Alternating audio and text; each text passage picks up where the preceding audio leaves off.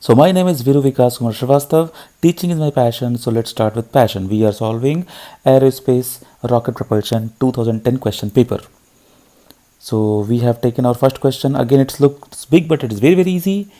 The stagnation pressure, that is P naught, and stagnation temperature, that is T naught, inside the combustion chamber of a liquid rocket engine is given like this and this: 1.5 megapascal and 2500 Kelvin respectively.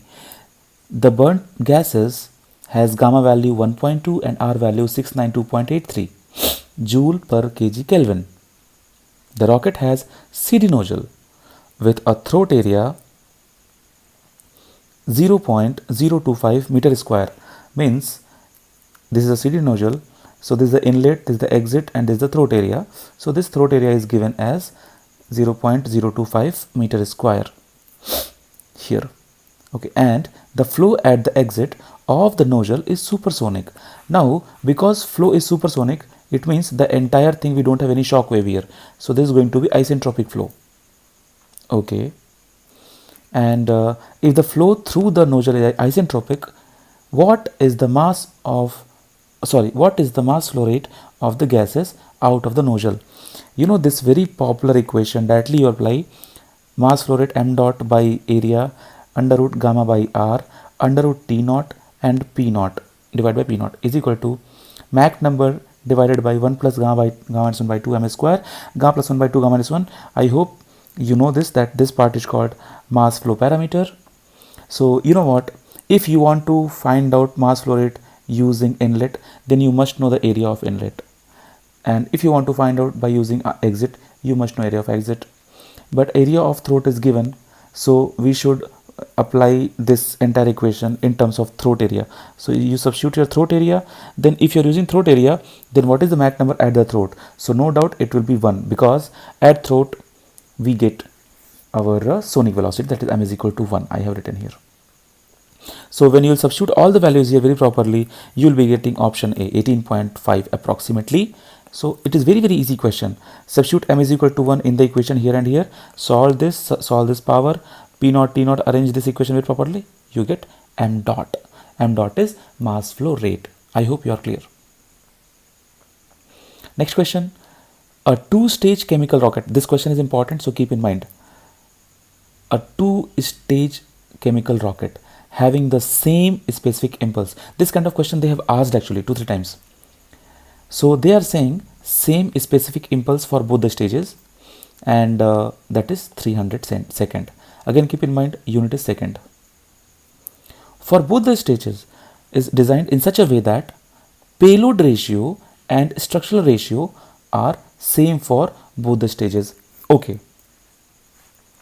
See, we can solve this question in 2 ways. Let's solve in my way. Okay. The second stage of the rocket has the following mass distribution: mass of propellant, mass of structure, this is mass of propellant, mass of structural flow rate, mass of the structure, and mass of the payload, ml. This is ms, this is ml, and this is mass of propellant, mp, and g value is 9.81. If the rocket is fixed from the rest, it means your initial velocity was 0. It flies in a zero gravity field and drag free environment. It means g value we don't have to use, and if you will see the equation, there is a term called minus GTB. So that term will be 0 if they are saying no gravity and no drag. The field velocity attained by the rocket is the final velocity attained by the rocket is. Okay, we have 4 options. So you see, if you are looking for only one stage, then we use our basic formula, del V is equal to V equivalent ln of initial mass by final mass. Okay, but if you have 2 stages, then in both the stages you will be having increment in the velocity. So del V for the first stage plus for the second stage. So del V for the first stage formula will be GSP ln of m naught by mf. Same way it goes for second stage also, but because they are saying stages are identical, so this term will be equal to this term. So we can write del V is equal to 2 times of this term. And now you treat this as for the second stage, right? Because data is given for the second stage. correct, because both the stages are identical. So this one you use for second stage. So m0 is propellant mass, structure mass, payload mass, and final mass mf is structural mass and payload mass without propellant. We can use data from the second stage. So del V, substitute every value properly here, you'll be getting approximately this answer. So answer D is correct. I hope it's clear.